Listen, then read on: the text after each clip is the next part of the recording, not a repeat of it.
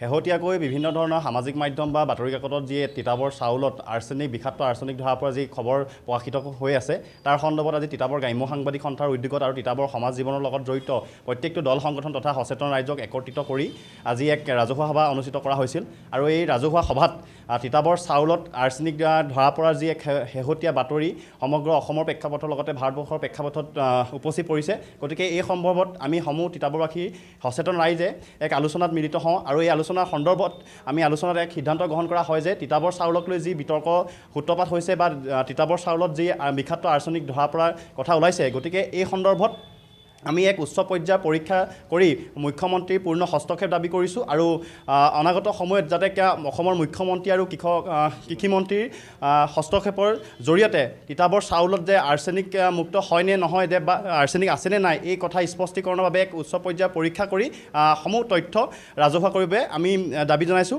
আৰু শেহতীয়াকৈ যিহেতু আমি তিতাবৰবাসী হিচাপে এটা কথা উপলব্ধি কৰিব বিচাৰিছোঁ যে তিতাবৰ চাউলৰ চাহিদা এক আকাশলম্বী চাহিদা আছে আৰু তিতাবৰ চাউলৰ সমগ্ৰ অসমৰ লগতে ভাৰতবৰ্ষত এক সুনাম আছে। গতিকে কোনো দুষ্কৃতি চক্ৰই তিতাবৰ চাউলক বদনাম কৰা এক ষড়যন্ত্ৰ আছে বুলি আমি অনুমান কৰিছোঁ। গতিকে এই সমগ্ৰ বিষয়টোত আমি মুখ্যমন্ত্ৰী তথা কৃষি বিভাগৰ লগতে কৃষিমন্ত্ৰীৰ পূৰ্ণ হস্তক্ষেপ দাবী জনাই আমি মুখ্যমন্ত্ৰীলৈ স্মাৰকপত্ৰ প্ৰেৰণ কৰাৰ সিদ্ধান্ত গ্ৰহণ কৰিছোঁ। তিতাবৰ চাউলত আৰ্ছেনিক আছে বুলি এগৰাকী কৃষি বিজ্ঞানীয়ে কৰা মন্তব্যত আমি উদ্বেগ প্ৰকাশ কৰিছোঁ।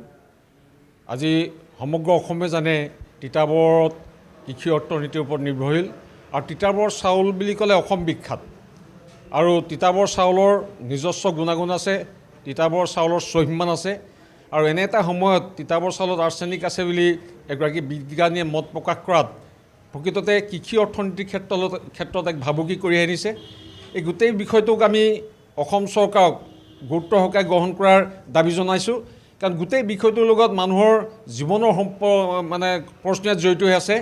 গতিকে এই গোটেই বিষয়টোৰ সম্পৰ্কত অসম চৰকাৰে অতি শীঘ্ৰে বলিষ্ঠ পদক্ষেপ গ্ৰহণ কৰাৰ প্ৰয়োজনীয়তা আছে। প্ৰকৃততে তিতাবৰ চাউলত আৰ্ছেনিক আছে নাই সেই সম্পৰ্কত ৰাজ্য চৰকাৰে দৃষ্টিভংগী স্পষ্ট কৰাৰ প্ৰয়োজনীয়তা আছে। তাৰ লগে লগে আমি আৰু এষাৰ কথা কৈছোঁ যে ধান গৱেষণা কেন্দ্ৰ তিতাবৰত আছে। এই তিতাবৰ ধান গৱেষণা কেন্দ্ৰৰ পৰা প্ৰত্যেক বছৰে বহু অসমৰ বিভিন্ন কৃষকে ইয়াত ধানৰ বীজ ইয়াৰ পৰা ক্ৰয় কৰে।